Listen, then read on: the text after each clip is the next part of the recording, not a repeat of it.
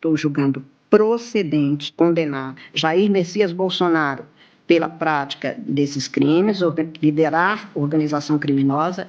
Esta é a acusação feita, o eixo diferencial de ser o líder da organização, tentativa de abolição violenta do Estado Democrático de Direito, tentativa de golpe de Estado e dano. É o voto, senhor presidente. Com o voto da ministra Carmen Lúcia, o ex-presidente Jair Messias Bolsonaro acaba de ser condenado por liderar uma organização criminosa que atentou contra o Estado Democrático de Direito e tentou dar um golpe de Estado no Brasil. Esse processo todo, que tem mais de 2 anos entre a investigação, o indiciamento e agora a condenação, marca uma virada histórica no país, porque essa é a primeira vez que o Brasil condena quem tenta dar um golpe de Estado.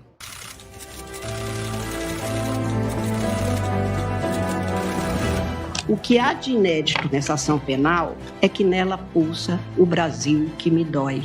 A presente ação penal é quase um encontro do Brasil com seu passado, com seu presente e com seu futuro.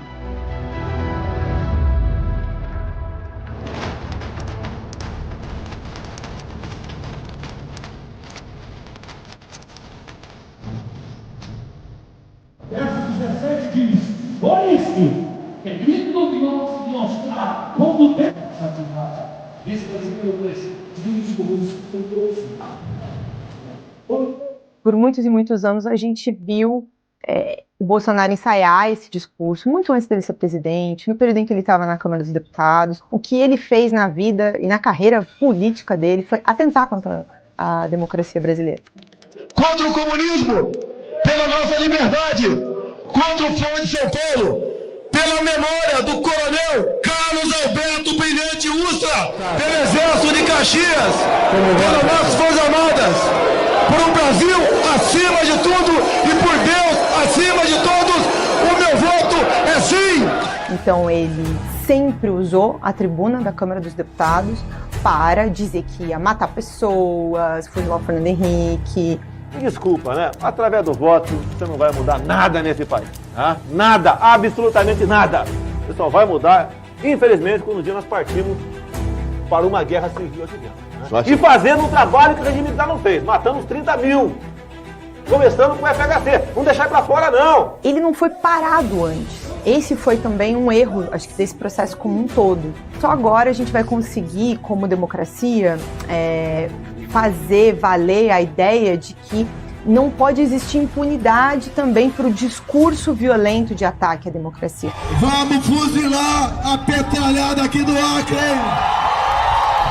Eles queriam que um governo que somasse uma concepção de meio ambiente do Ricardo Salles. Que só fala de Covid, e ir passando a boiada, e mudando todo o regramento de Ministério da Agricultura, de Ministério do Meio Ambiente, de Ministério disso, de Ministério daquilo. Uma concepção econômica do Paulo Guedes. Todo mundo indo para Disneyland, empregado doméstico para Disneyland, uma festa danada. Mas peraí.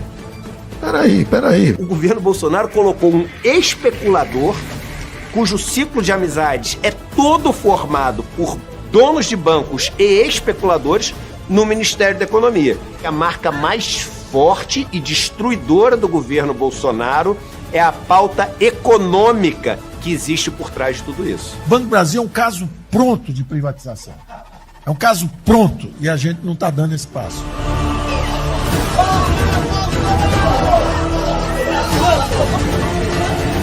Essa decisão, ela é histórica, ela é epocal, como alguns historiadores dizem. Ou seja, ela marca uma época, de fato. Qual é a grande novidade epocal do instante que estamos vivendo? Pela primeira vez, militares criminosos são julgados pelo judiciário e não pelo Superior Tribunal Militar. O que vale para mim é a lei de Deus.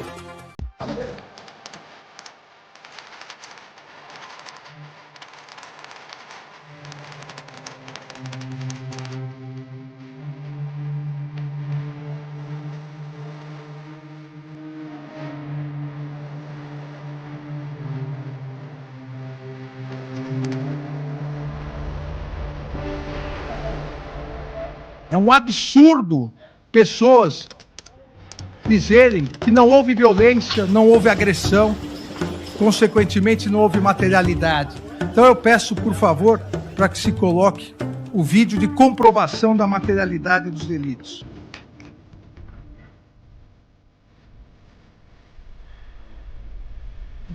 Aqui, seguindo o que a Procuradoria-Geral denunciou, os acampamentos golpistas, em que mais de 570 réus confessaram que queriam intervenção militar. Aqui, na sequência da denúncia, os atos violentíssimos de 12 de dezembro, no dia da diplomação do presidente e do vice-eleito. Está em chamas.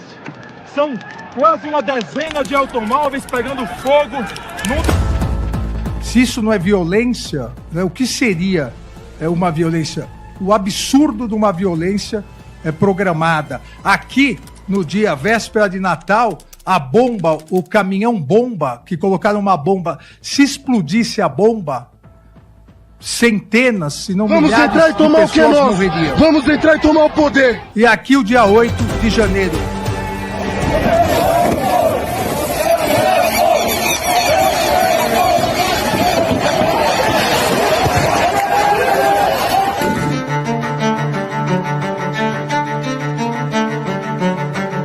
Ninguém estava passeando.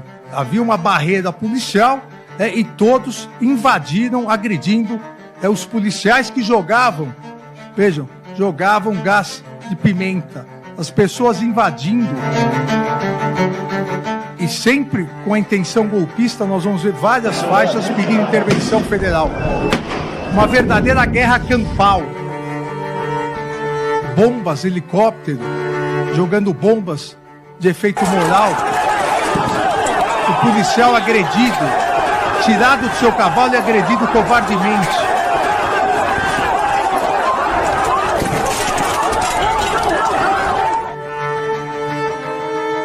Congresso Nacional, Palácio do Planalto, nenhuma Bíblia é vista e nenhum batom é visto nesse momento. Agora, a depredação ao patrimônio público, o ataque à polícia é visto. O pedido de intervenção militar, que é o golpe, intervenção no Congresso. Muita gente lá fora, pessoal. Muita gente lá fora, pessoal. A polícia não conseguiu conter o pessoas povo. Filmando, incentivando mais pessoas a ver a resistência da polícia legislativa. Mantém a linha, galera. Mantém. Bombas. Moral, pô. Escudeiro. É bom lembrarmos que nós tivemos tentativa de golpe de Estado violentíssimo.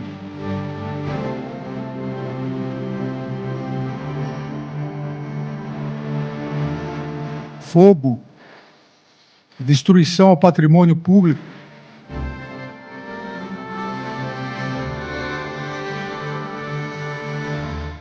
Dano qualificado.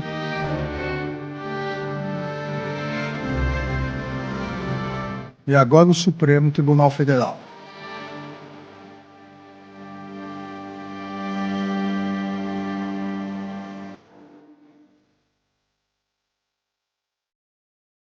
A denúncia da PGR identifica o dia 8 de janeiro como o ápice de todo o movimento que, de forma violenta e progressiva, visava dar um golpe de Estado no Brasil. Em que pese o senhor Jair Bolsonaro não estar no Brasil naquele momento, a denúncia da PGR informa que um subordinado direto seu teria entrado em contato com manifestantes com o objetivo de tentar uma última cartada. A última esperança da organização estava na manifestação de 8 de janeiro de 2023. Os seus membros trocavam mensagens, apontando que ainda aguardavam uma boa notícia. Tiveram início as invasões das sedes dos poderes da República, com destruição do patrimônio público sob palavras de ódio e selvagens conclamações à tomada do poder. Que é o porra do STF, caralho. Que é a porra do STF. Quem manda aqui nessa porra? Tira o gás. Que é a porra do STF, caralho. Quem manda aqui?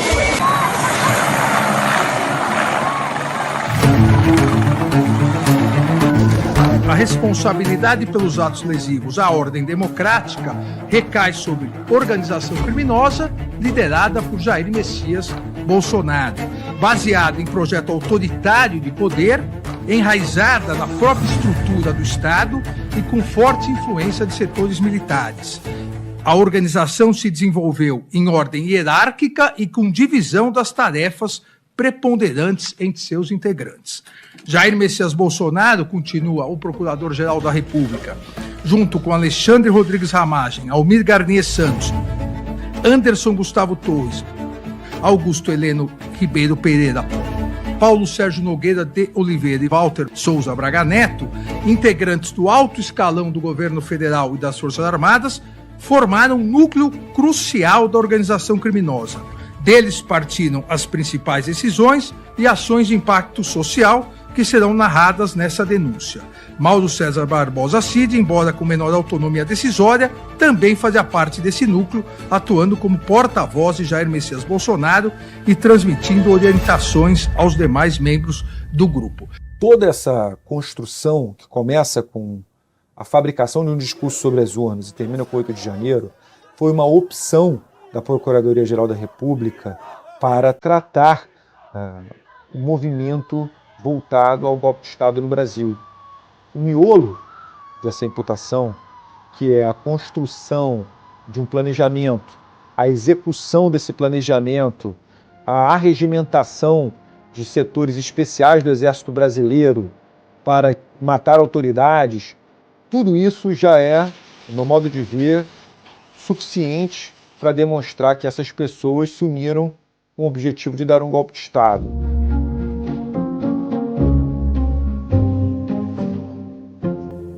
Vamos mostrar aqui, Marlos, tem aqui um telão, vocês veem que a imprensa tá toda reunida aí já. Tem uma movimentação de gente chegando, tá chegando o Celso Vilade. Vai lá, Ju, caminha o lá. advogado Bolsonaro. Deixa a gente aproximar rapidinho pra ver se ele vai falar. A gente está acompanhando a Juliana Dalpiva se aproximando do advogado de Bolsonaro, que acabou de chegar. Ela vai tentar, o Weingarten ali também. Vilade também, os dois. Isso, o advogado. Aí. Vamos ver o julgamento agora. O Vilade de hoje chamou de conjunturas as provas. O Vilade do passado dizia que eram incontestáveis os indícios contra o Bolsonaro. Qual Vilade acreditar? No Vilade do passado fez análises sem conhecer as provas. Agora estou conhecendo as provas. A denúncia foi recebida por unanimidade. Primeira vez que todos esses réus se encontram no mesmo lugar. Daqui a pouco a gente vai ouvir, então, o Bolsonaro, vai ver o Bolsonaro claramente, especificamente no banco dos réus, e vamos ver o que ele vai dizer. Vamos iniciar com o interrogatório do réu Jair Messias Bolsonaro. Indaga ao réu se tem conhecimento das acusações que lhe são imputadas. Sim, senhor excelência. Depoimento do Bolsonaro na frente do Alexandre de Moraes, um depoimento humilhante, se ajoelhou na frente do ministro, rastejou até a cadeira do ministro e beijou a mão do que ele sempre considerou o seu grande algoz, o seu grande perseguidor. O Alexandre de Moraes, vocês sabem qual é a vida pregressa dele. O Barroso, vocês também sabem. Quais eram os indícios que o senhor tinha que nós estaríamos levando 50 milhões, 30 milhões de dólares? Não tem indício nenhum, seu ministro. Tanto é que era uma reunião para não ser gravada, um desabafo, uma retórica que eu usei. Se fosse outros 3 ocupando, teria falado a mesma coisa. Então, me desculpem, não tinha essa intenção de acusar de qualquer desvio de conduta dos senhores 3. Se o senhor me permitir, logicamente, eu posso mandar umas imagens para o senhor aqui, como é que o povo nos trata a gente na rua, tá? Eu declino. Declino, sim, senhor. Posso fazer uma brincadeira? O senhor sabe. Eu perguntaria aos seus advogados antes.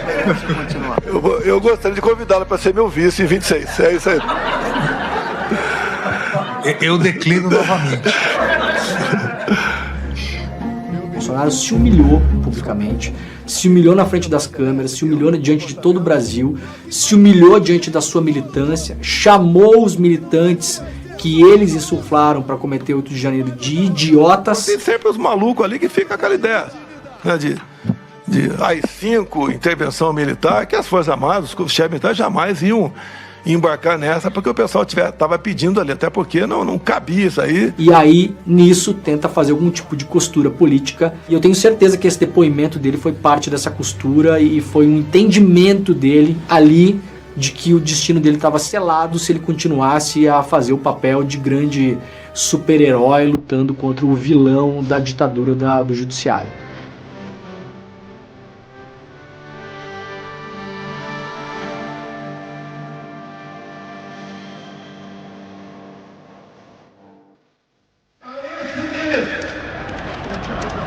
E ele tem tempo ainda para se redimir. Tem tempo ainda de arquivar seus inquéritos. O Brasil precisa restabelecer o seu Senado. Alexandre de Moraes! Deixa de ser canalha! O momento mais grave para a democracia brasileira não foi o 8 de janeiro, foi o 7 de setembro de 2021. Qualquer decisão do senhor Alexandre de Moraes, esse presidente não mais cumprirá. Eles gritavam a todos os pulmões: eu autorizo. Ninguém entendia. Eu fui descobrir no WhatsApp, no Telegram bolsonarista. Eu autorizo traduz-se como: eu, massa bolsonarista, vírgula, autorizo o presidente da República a utilizar o artigo 142 e, portanto, convocar as Forças Armadas. É isso. Nunca serei preso. Querem me tornar inelegível em Brasília. Só Deus me tira de lá. Todos os 7 de setembro foram muito marcantes nesse sentido. Mas o último 7 de setembro, ali estava, não é, todo o desejo de golpe, e ali eu acho que é a hora que se define o que cada um vai fazer, não temos muito tempo, e o mais maluco é saber que é antes da eleição. E já foi um alerta preventivo, olha, não vamos entregar. Uma luta do bem contra o mal. O mal que perdurou por 14 anos em nosso país, que quase quebrou a nossa pátria e que agora deseja voltar à cena do crime. Não voltarão! O povo está do nosso lado! O povo está do lado do bem! Imbrochável, imbrochável, imbrochável, imbrochável!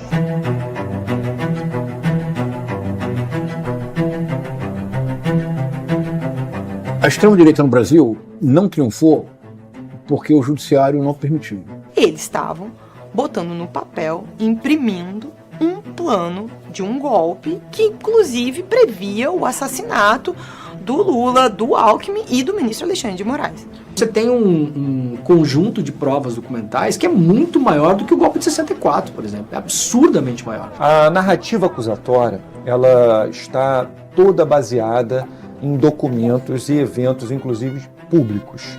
Nos regimes não democráticos, que existe eleição, é regime não democrático, quem ganha eleição não é quem vota, é quem conta o voto. Vamos continuar vivendo com essa desconfiança até quando? Quem tirou o Lula da cadeia, quem o tornou elegível, é quem vai contar os votos lá no TSE, na sala escura. E devemos entubar e dizer que o ministro Barroso está certo, as urnas são invioláveis. Eles entenderam rapidamente que a desinformação sobre as urnas provocaria uma raiva genuína nas pessoas. Se as pessoas de fato comprassem que o sistema não funcionava, elas comprariam um salvador. O Bolsonaro queria se colocar nesse lugar. Aquela reunião com os embaixadores é mais um capítulo desse caminhar para o apocalipse, né? Aquilo é uma grande traição à pátria, à nação. Se reunir 50 embaixadores e atacar a justiça brasileira, atacar a justiça eleitoral. Os hackers ficaram por 8 meses dentro dos computadores do TSE, com códigos-fontes, com senhas e muito à vontade dentro do Tribunal Superior Eleitoral. Eles poderiam alterar nome de candidatos, tirar a foto de um, transferir para outros.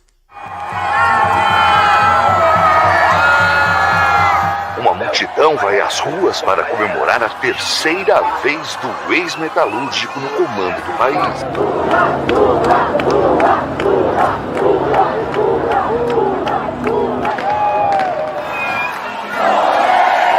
Quando acaba a eleição, naquela noite ainda, eu falei com algumas pessoas ali do núcleo da campanha, e aí já ficou claro para mim, de alguma maneira, uma certa cisão entre duas visões.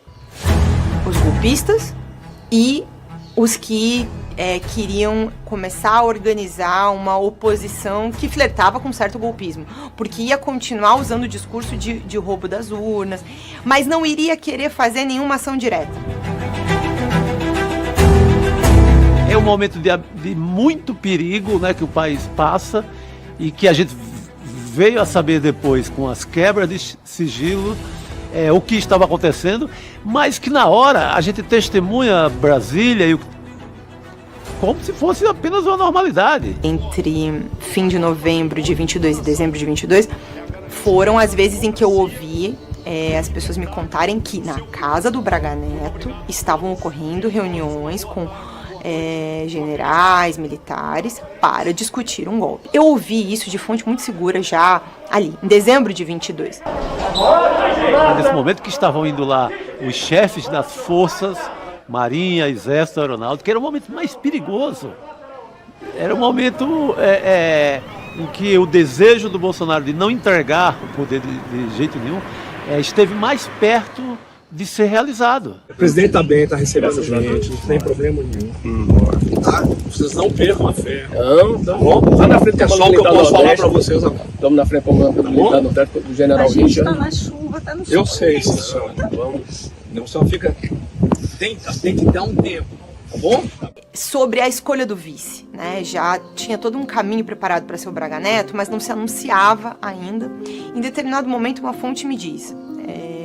vai ser o Braga Neto, ele não abre mão do nome do Braga Neto, e o motivo pelo qual ele não abre mão do Braga Neto é que ele diz que com o Braga Neto como vice, ele teria as Forças Armadas na mão para o que fosse. E caso ele perdesse, ele também tinha isso. A gente tem aí 36 horas da eleição de Lula, muita coisa acontecendo. O ministro Alexandre de Moraes determinou, então, que as polícias militares podem desobstruir as rodovias. Acho que erram as pessoas que dizem que esse bloqueio nas estradas foi o Capitólio brasileiro. O Capitólio brasileiro, ele pode vir ainda e pode ser muito mais sério do que o Capitólio americano.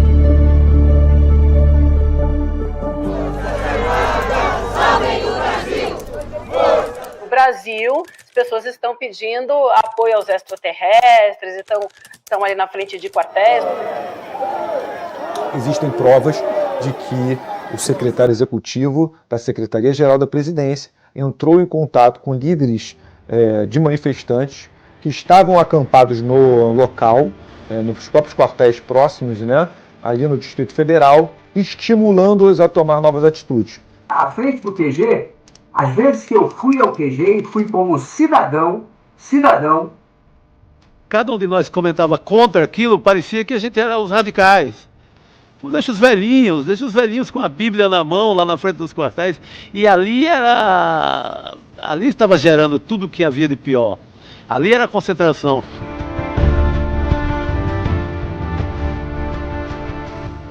Lá estavam todos aqueles mais violentos e com cara de terrorismo, como o rapaz do caminhão, o George Washington, que destruiria o aeroporto de Brasília na véspera do Natal. Ele estava lá, todo mundo estava abrigado nesse lugar.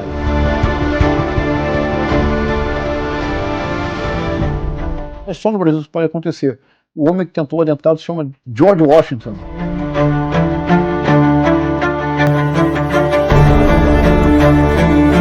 Se essa bomba tivesse explodido, teria sido um dos maiores atentados terroristas da história, não da história do Brasil, da história.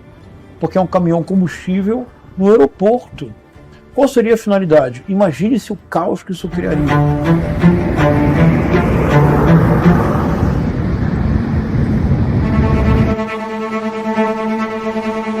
Muitas as pessoas também me diziam isso, que o Bolsonaro tinha medo de ser preso, tinha medo de ser preso, tinha medo de ser preso. Então, ele ia sair por medo de ser preso.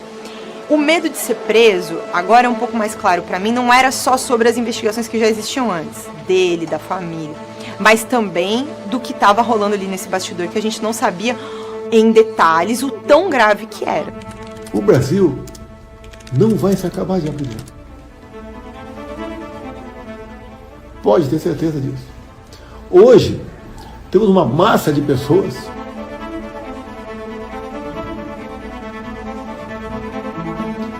que passaram a entender melhor de política. Passaram a dar valor nas coisas que ela achava que não corria risco nenhum. E corre risco. O bem vai vencer. Ele sai do Brasil, na minha opinião pessoal, com o objetivo de se desvincular da última fase desses atos.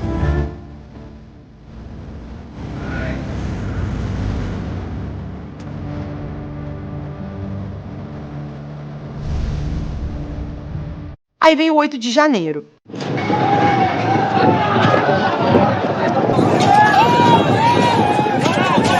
Milhares de apoiadores de Jair Bolsonaro, importante essa conexão, invadiram o Congresso brasileiro e os escritórios do presidente numa resposta ao que eles acreditam ter sido uma eleição fraudada.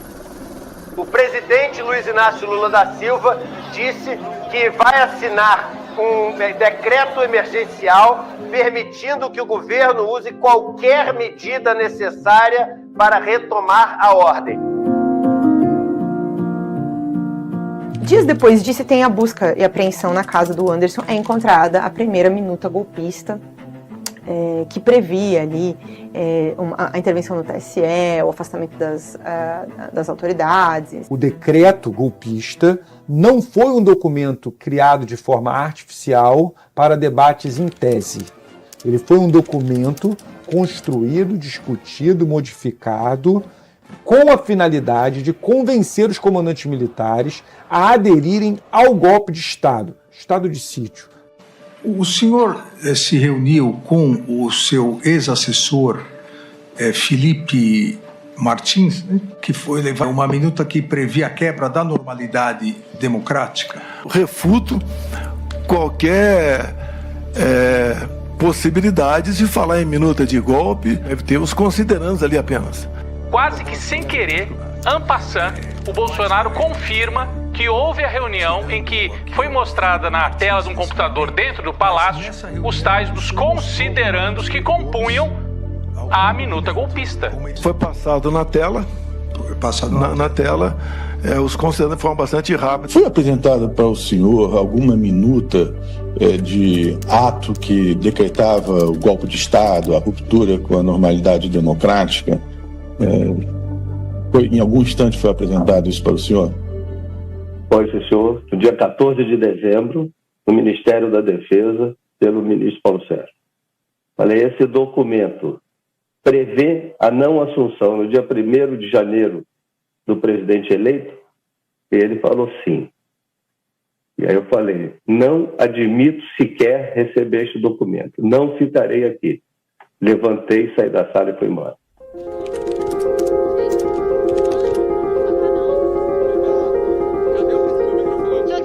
Nenhuma prova contra o senhor, mas o senhor admitiu que trabalhou a minuta golpista? Editou a minuta? Viu a minuta golpista? Você viu? Você viu a minuta golpista? Você não viu?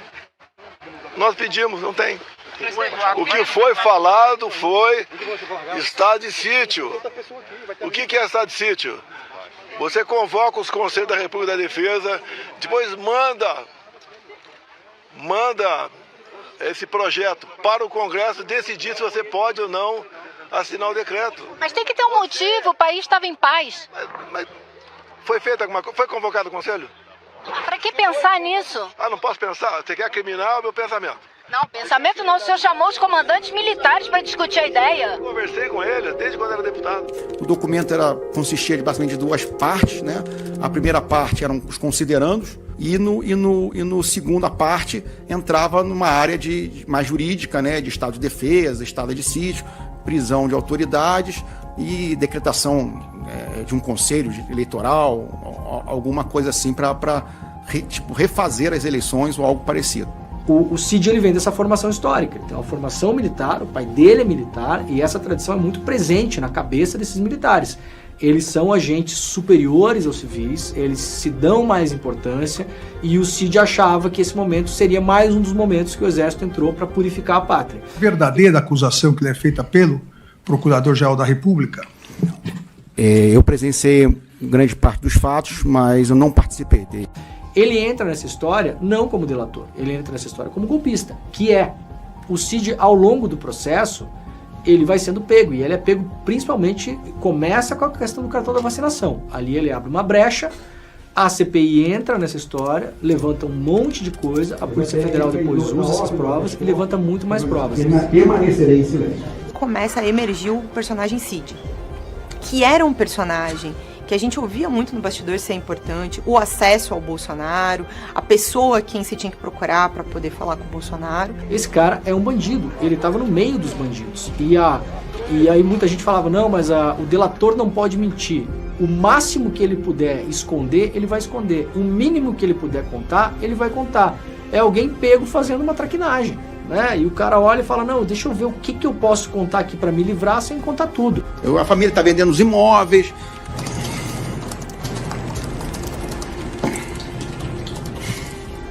Eu não tenho minha carreira mais, coisas que são pesadas pra gente.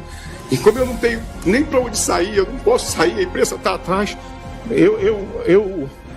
As provas que a PGR apresenta de responsabilização das pessoas que foram denunciadas não estão fundadas exclusivamente na delação do Mauro Cid, que parece vir a corroborar outras provas que já foram levantadas. O general Freire Gomes está depondo, vai continuar a depor e tem sido um depoimento difícil. Ele está entregando a conta-gotas e com muita contrariedade. Foi preciso, inclusive, do ministro Alexandre de Moraes, em um determinado momento, lembrá-lo de que, se ele fala uma coisa aqui, diferente do que ele disse à polícia, em algum dos dois lugares ele estará mentindo. Não, eu vou aqui dar uma chance à testemunha de falar a verdade. Se mentiu na polícia, tem que dizer que mentiu na polícia.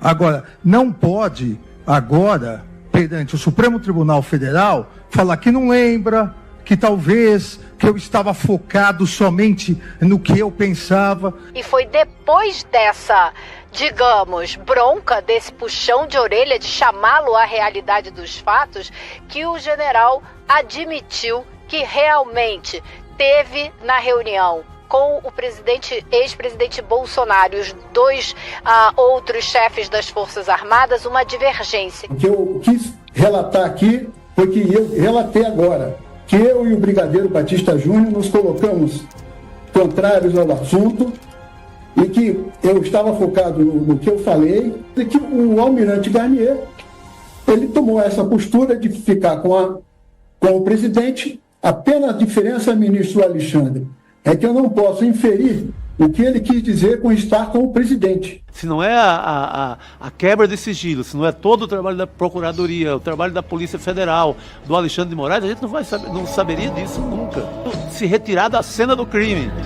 Os advogados preocupados, meu cliente não estava na cena do crime, meu cliente não tomou esse cafezinho nessa hora, meu cliente não chegou, quando o meu cliente chegou a minuta já tinha sido apresentada, ele não viu a minuta, ele viu só de lado, então, mas não há sequer um esforço grande de dizer que não houve tentativa de golpe, ninguém vai por aí. A tradição das forças armadas no Brasil é lançar mão do terrorismo como ação política. A primeira informação mais, assim, pesadona que chega é que, a Polícia Federal descobriu, teve um plano para tentar matar o Alexandre de Moraes.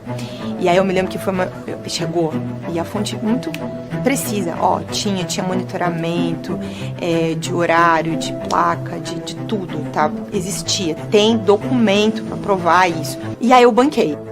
A operação hoje é sobre esse grupo de militares que é conhecido entre os militares como Kids Pretos. Eles fizeram um plano que agora a gente sabe que é Punhal Verde e Amarelo, para ser executado no dia 15 de dezembro de 2022 e que previa a execução, o assassinato do presidente Lula, do vice-presidente Geraldo Alckmin e do ministro Alexandre de Moraes. Então o tempo todo se arvorando aí que tem um plano aí de punhal verde e amarelo. Mas pelo que eu vi lá é um plano infantil, pô. Sequestrar e envenenar? Tem policial vivendo a gente aqui. Vou sequestrar alguém e envenenar. Aqui tá um copinho de chumbinho aqui. Tem sacanagem, pô. O plano Punhal Verde e Amarelo foi impresso no Palácio do Planalto, está demonstrado por mensagens envolvendo o senhor Mário Fernandes, que era secretário executivo da Secretaria-Geral da Presidência, portanto uma pessoa próxima ao senhor Jair Bolsonaro, que ele teria levado esse plano ao Palácio do Alvorada.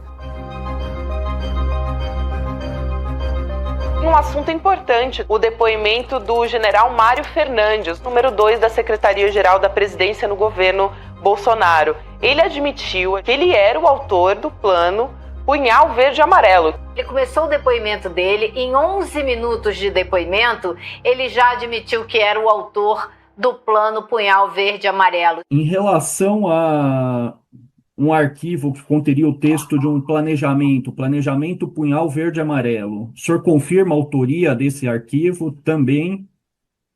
Confirmo, Excelência. Na verdade, esse arquivo digital, e o senhor me permite, Vossa Excelência citou bem, é um arquivo digital que nada mais retrata do que um pensamento meu que foi digitalizado. Segundo o cônsul, o senhor teria impresso esse arquivo no Palácio do Planalto no dia 9 de novembro. E 40 minutos depois, o senhor dá entrada no Palácio da Alvorada. O senhor levou esse arquivo para apresentar para alguém? Impossível. Eu imprimi para ler em papel. Cid fala sobre ter recebido uma caixa de vinho com uma quantidade de dinheiro que ele não sabe precisar do Braga Neto para financiar o plano golpista. Em depoimento ao ministro Alexandre de Moraes, o tenente-coronel Mauro Cid afirmou que presenciou quando o general Braga Neto entregou dinheiro vivo para financiar o plano golpista, o Punhal Verde e Amarelo. O dinheiro teria sido entregue numa embalagem para guardar vinho. Existem mensagens entre um dos tenentes-coronéis e o Cid que mencionam a necessidade de cerca de R$100 mil para executar o plano. O general Braga Neto trouxe uma quantia em dinheiro, que eu também não sei precisar quanto foi, mas com certeza não foi os 100 mil, porque até pelo volume não era tanto, né? Devia ser uma sacola. Tava acho uma caixa de vinho, assim, um botelhazinho assim. O Cid veio atrás, perguntou, general, o PL pode conseguir algum recurso que nós estamos precisando? Na minha cabeça tem alguma coisa a ver com campanha. Eu viro para ele, como está nos autos, falo assim, procura o Azevedo, procura o tesoureiro, que era o Azevedo. A gente viu alguns personagens que apareceram como financiadores, foram poucos, a imensa maioria deles o pessoal do agro, né? Gente com muita grana que financiou principalmente as pessoas que foram pro 8 de janeiro.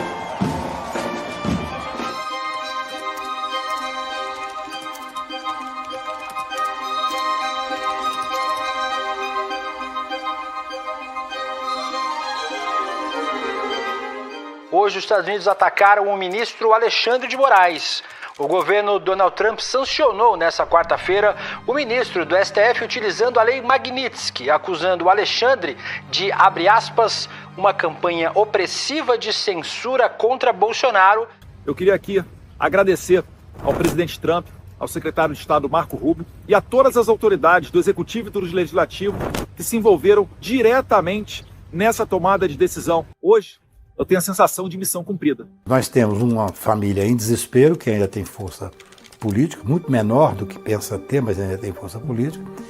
E nós temos pessoas que estão fazendo a tentativa de continuação do golpe de forma expressa. O Eduardo Bolsonaro tem dito que está fazendo articulações nos Estados Unidos, que é evidentemente uma confissão, isso é uma característica deles, eles confessam. A maioria das provas desse processo foram produzidas por eles, fazendo articulação para interferir no Supremo Tribunal. É algo completamente inusitado. E só que desta vez ele tem um apoio, pensa que é, ou diz que é pelo fato do pai, mas é muito mais do que isso. Mas eu acho que existe sim uma tentativa em permanente golpe. Até agora, absolutamente ninguém conseguiu ganhar as disputas das quais o Trump abraçou e trouxe para a mesa dele, como essa do Brasil. Realmente eu também não acho que o Brasil vai ganhar. O Eduardo é muito mais radical no sentido de se aliar com extremas direitas fora, né, em vários países. O Eduardo Bolsonaro, ele está absolutamente dentro da trama. Quando me exilei aqui nos Estados Unidos, eu deixei bem clara a minha intenção de sancionar o Alexandre de Moraes. Gravações que vieram à tona agora deixam muito clara a coordenação que existia entre Jair Bolsonaro, o filho dele Eduardo e Silas Malafaia para interferir, tentar atrapalhar o processo do julgamento da tentativa de golpe de Estado que acontece aqui no Supremo Tribunal Federal. O Silas Malafaia estava irritadíssimo com Eduardo Bolsonaro, porque está achando que o Eduardo Bolsonaro não estava usando a tática correta nos Estados Unidos. Eles estão desesperados, brigando. Então o Eduardo xinga o pai, o Malafaia xinga o Eduardo e o Jair fica bravo com os dois. A carta do Trump é para você. Toda arrombada que o Trump deu no mundo é sobre economia. Você, com o Brasil, é sobre você, cara. A faca e o queijo tá na tua mão, ô cacete. E nós não podemos perder isso, pô. E vem teu filho babaca falar merda, dando discurso nacionalista, que eu sei que você não é a favor disso. Dê-lhe um esporro, cara. Mandei um áudio pra ele de arrombar. Eu acho que ele sabe que será processado e será preso, porque o Trump não vai durar a vida inteira. Por que, no meu ponto de vista, não decretaram a prisão dele? Porque decretaram a prisão do Alan dos Santos tem 3 anos... E os Estados Unidos não fez a extradição, não concedeu a extradição, embora o governo brasileiro tenha se empenhado. Então, se não fizeram com o Alan dos Santos, embora o argumento fosse outro, lá era liberdade de expressão, aqui é um crime óbvio de atentado violento contra a ordem constitucional.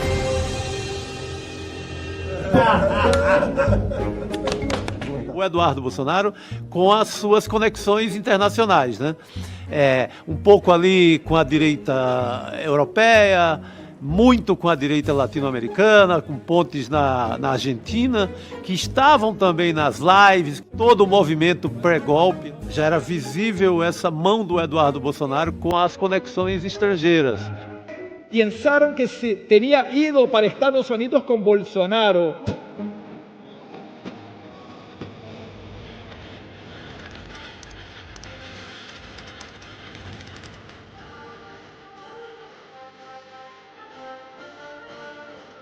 A família tem uma distribuição de papéis, mas também tem uma guerra intensa.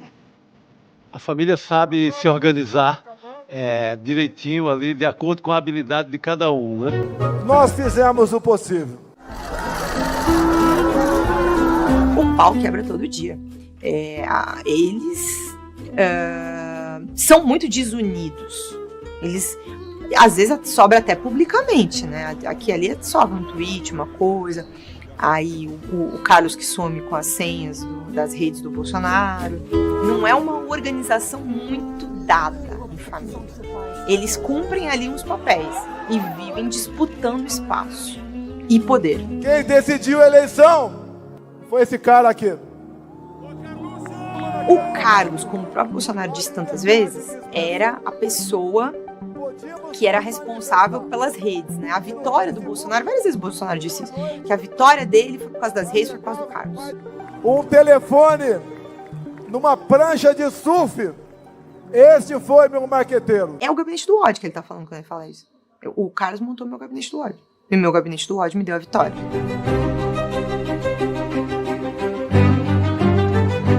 O gabinete do ódio tem um papel golpista desde a concepção dele, né? Então, quando o Carlos seleciona rapazes para trabalhar com o Bolsonaro, ele já seleciona porque eles tinham perfis no Facebook muito grandes de memes para atacar pessoas. É assim que eles são selecionados.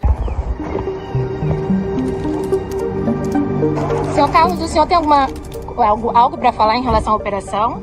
Carlos é o personagem mais soturno dessa história, né? É o cara que fica lá um pouco nas sombras, tinha criado aquela espécie de gabinete do ódio.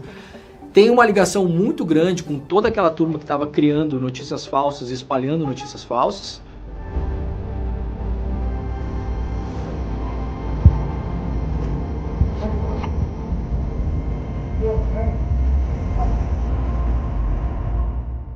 O Carlos Bolsonaro, que tem um papel fundamental nessa trama principal, nesse processo principal, porque ele era o responsável por tudo que acontecia na mídia, ou por quase tudo, é muito bom ler a denúncia do Dr. Paulo Gonet. Os membros da organização criminosa estruturaram, no Palácio do Planalto, ataques às instituições. Porque ela faz uma retrospectiva, o Intercrimes, mostrando como agia essa organização criminosa. Um dos objetivos era o quê? Desestabilizar o Supremo, desvalorizar o Supremo ou fechar o Supremo. E nisto, o Carlos Bolsonaro tinha uma importância fundamental.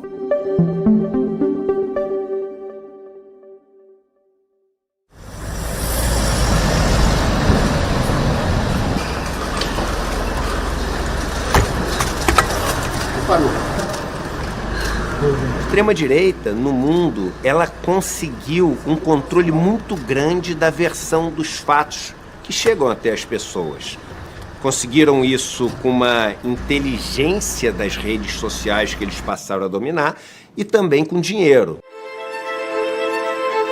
É um modus operandi, tanto o ataque puro, explícito e direto, sempre com o uso do antigo Twitter, né, agora X, mas também tem essa coisa mais sofisticada, que é forjar campanhas de difamação. Não é só twittar xingando, é forjar um cenário de uma coisa para atacar não só a pessoa, mas a credibilidade do trabalho.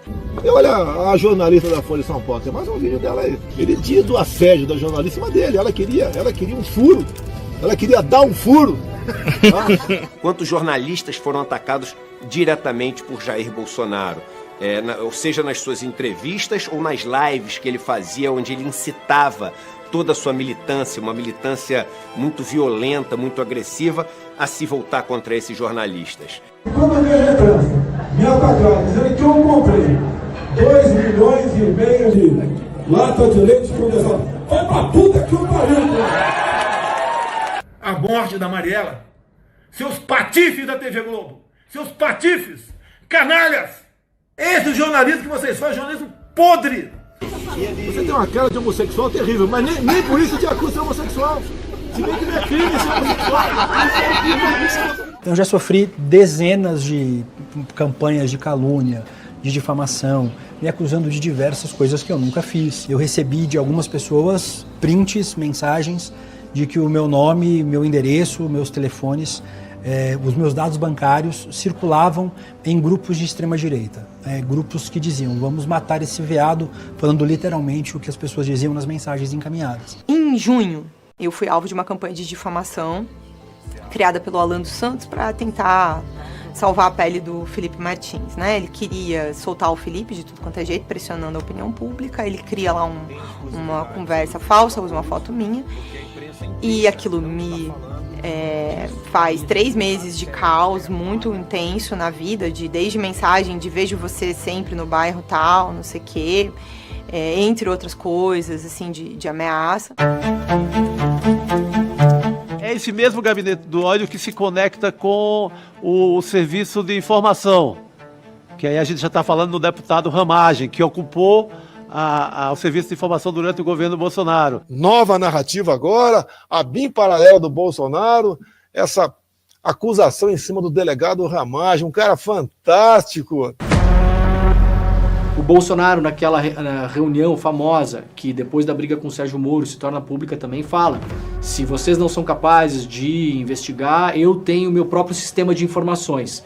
Então a coisa vai andando, a gente vai começando a entender que tem algo acontecendo. Sistema de informações. O meu funciona. O meu particular funciona. Os que tem oficialmente desinforma. A gente não tinha o que teve, por exemplo, com a BIM paralela, né? Um aparato de investigação oficial sendo usado de modo criminoso para monitorar ministros do Supremo, adversários políticos, que eles consideravam inimigos, jornalistas, ativistas.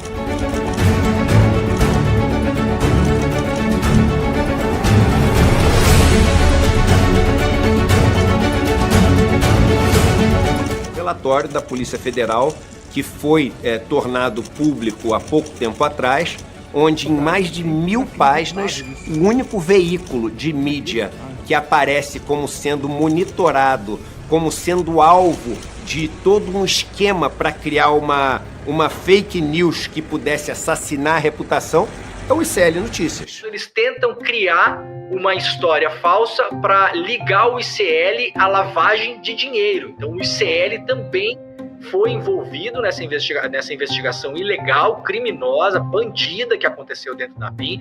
Eles tentam criar ali um caso, eles separam documentos do ICL, o endereço do ICL. O senhor utilizava a BIM para operações de inteligência e monitoramento, não só de ministros do Supremo, do TSE, mas visando a proteção e resolver problemas particulares do então presidente Jair Bolsonaro e seus filhos e sua família.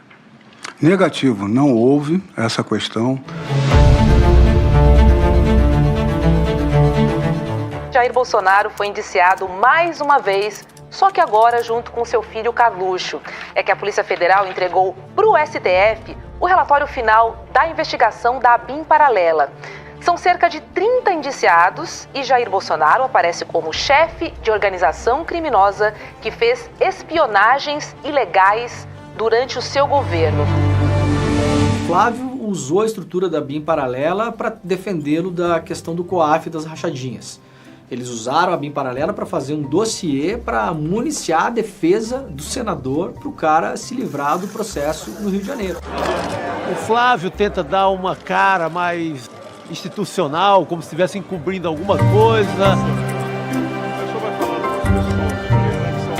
Flerta um pouco com a democracia, mas na hora H também quer o jipe, o soldado e o cabo para fechar o STF. O Flávio Bolsonaro, que parecia ser mais, eu diria, comedido e com mais cuidado, está se expondo muito agora. Eu acho que essa exposição, ela se deve também por causa do desespero de saber que o pai vai ser preso em dias. Um homem honesto, um homem honrado, um homem patriota e um homem invejado por este vagabundo desse Alexandre de Moraes.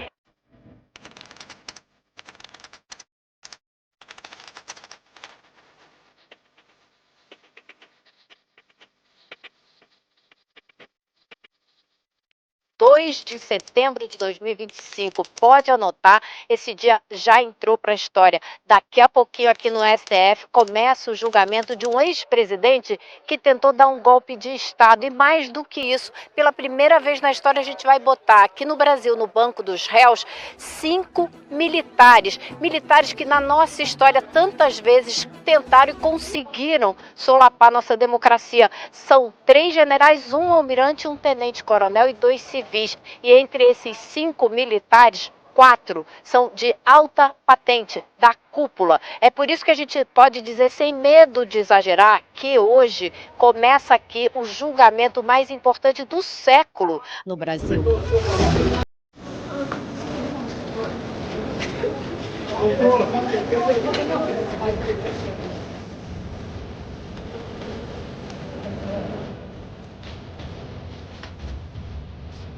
O mundo está de olho no Brasil a partir de hoje. Tem uma fila gigantesca, foram feitos mais de 3 mil pedidos para acompanhar a sessão.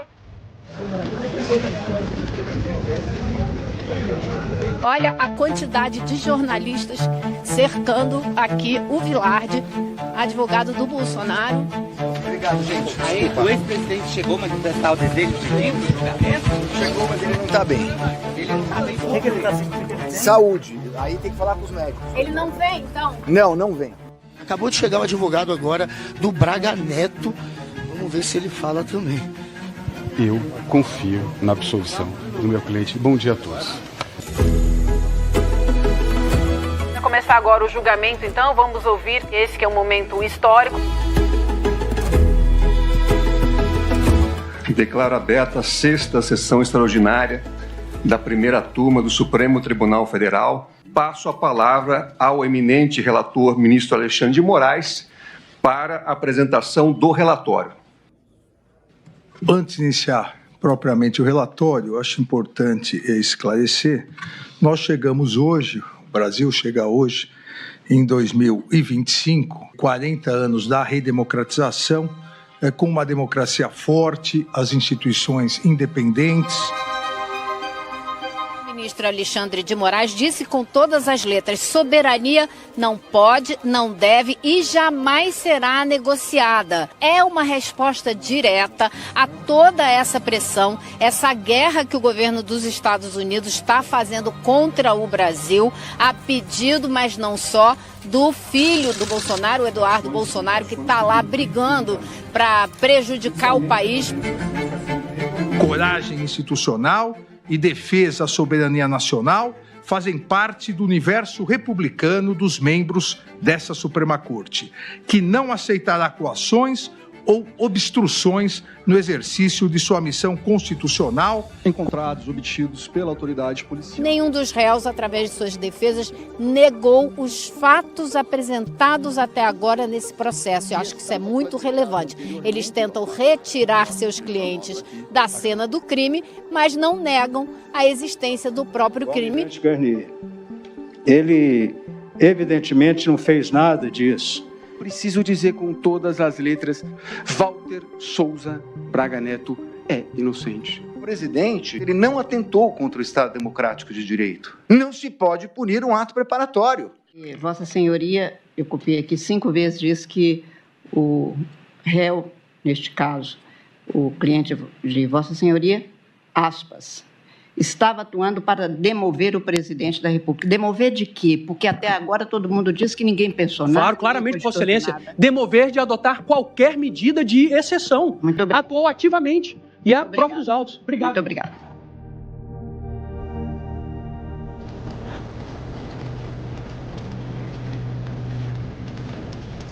A gente vai começar com o voto do ministro relator Alexandre de Moraes, que promete ser um voto extenso. Nós estamos esquecendo aos poucos que o Brasil quase volta a uma ditadura que durou 20 anos, porque uma organização criminosa constituída por um grupo político não sabe perder eleições. Eu diria que o voto, claro, como já era esperado, de maior peso, foi realmente o voto de Alexandre de Moraes, que durou mais de 5 horas, das 9h15 até mais de 2 horas da tarde. É uma espécie de histórico de tudo que aconteceu no Brasil, o histórico do golpismo e desta organização criminosa que tem como chefe Jair Bolsonaro. Voto no sentido da procedência total da ação penal, para condenar os réus pela prática das condutas de organização criminosa armada, tentativa de abolição violenta do Estado Democrático de Direito, golpe de Estado, dano qualificado pela violência e grave ameaça contra o patrimônio da União e com considerável prejuízo para a vítima e deterioração do patrimônio tombado, observadas as regras de concurso de pessoas e concurso material. Em relação a Jair Messias Bolsonaro, pelas mesmas infrações já descritas e a imputação específica de liderar a organização criminosa. Passo de imediato a palavra ao ministro Flávio Dino para proferir o seu voto. Isso não é ativismo judicial, isso não é tirania, não é ditadura. Pelo contrário. Será que as pessoas acreditam que um tweet de uma autoridade, de um governo estrangeiro, vai mudar um julgamento no Supremo? Será que alguém imagina que um cartão de crédito ou Mickey vão mudar o julgamento no Supremo? Acompanhando o relator quanto ao juízo condenatório que fez, com a ressalva de participação de menor importância para os réus Alexandre Ramagem, Augusto Heleno e Paulo Sérgio. A gente está nessa reta final do julgamento, todo mundo de olho nisso, o Brasil e o mundo. Tem uma expectativa enorme em torno do voto do ministro Luiz Fux, que ele possa até pedir a absolvição de todos os réus por não reconhecer provas suficientes para condená-los. Não há provas suficientes para imputar ao réu Jair Messias Bolsonaro os crimes de tentativa de abolição violenta do Estado Democrático de Direito, 359, golpe de Estado. Esse voto, que é um voto bastante político, né, é a naturalização completa do golpe. Voto com requintes de canalice. Muito. De canalice suprema. Fux agora passa a ser um dos personagens centrais da extrema-direita no Brasil. Vai virar um ídolo. Mais um dia histórico que a gente vai acompanhar os votos da ministra Carmen Lúcia e do ministro Cristiano Zanin.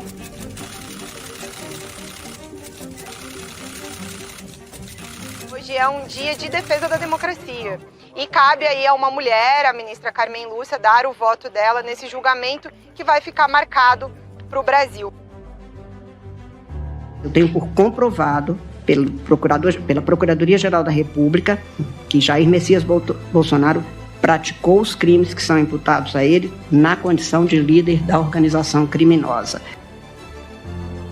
Sim, a turma do Supremo Tribunal Federal formou maioria para condenar o ex-presidente Jair Messias Bolsonaro por tentativa de golpe de Estado como chefe de organização criminosa, Gabi. A gente acabou de ver a história da democracia sendo escrita por uma mulher.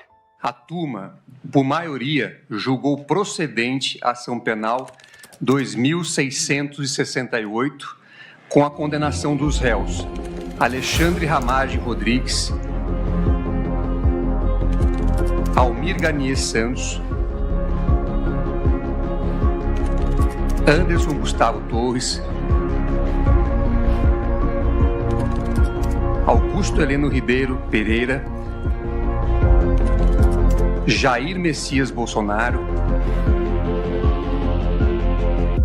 Mauro César Barbosa Cid, Paulo Sérgio Nogueira de Oliveira e Walter Souza Braga Neto.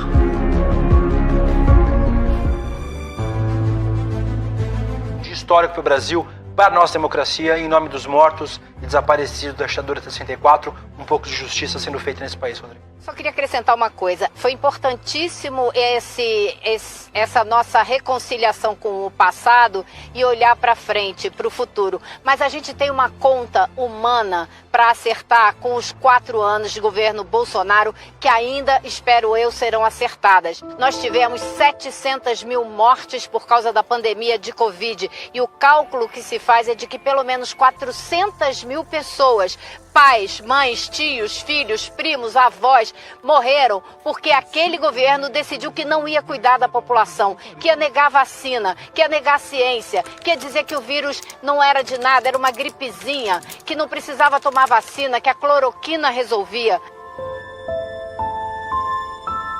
Então, essa conta que está no nosso passado ainda tem que ser acertada para o nosso futuro.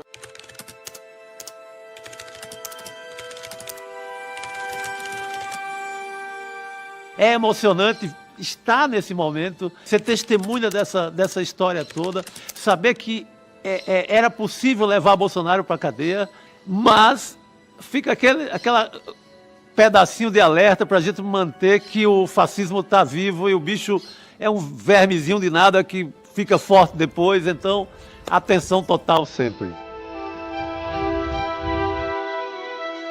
A página não foi virada porque a extrema-direita no Brasil se sofisticou, aprendeu os erros que cometeu com Bolsonaro. É o avanço de um projeto de extrema-direita casado com um projeto neoliberal de destruição do Estado. E isso, para mim, é um projeto que está dado. O que está por trás do fenômeno da extrema-direita é uma crise do capitalismo. É uma insatisfação generalizada com a vida que as pessoas estão levando. Há muita gente no Brasil, para milhões de pessoas, o Bolsonaro é um veículo para um sonho. Ele é o caminho para um sonho da pessoa, né? Então não acho que ele vai sumir como personagem político, ele não vai, a sua força não vai desaparecer. Ele tem uma parte da população brasileira, que é uma parte da extrema-direita, que vê nele o grande líder antissistema da extrema-direita. E isso não desaparece com o julgamento. A extrema-direita flerta, defende o fascismo em grandes aspectos. O Bolsonaro representa esse grupo. Ele é o líder disso. Qual o sistema? O que é o sistema? É isso aí. O sistema é isso aí. O que é isso aí? É isso que eu estou vendo. Essa roubalheira, é essa dificuldade que eu tenho de conseguir dar certo, é esse trabalho que eu faço assim, de uma maneira exaustiva e que parece ser enxugar gelo, que não me leva a lugar nenhum, e eu quero que mude tudo. É o anseio por algo que é completamente novo em relação àquilo que existia. Então existe uma pulsão revolucionária. E quem capturou essa pulsão revolucionária no mundo? A extrema-direita. Os militares têm um projeto de voltar ao poder no Brasil. Nós não devemos considerar que tudo se resolve com esse julgamento. Não se resolve com esse julgamento. Haverá um ressentimento por parte dos militares. O verme do golpe, ele renasce logo um pouco na frente. Se a gente relaxa, ele continua vivo.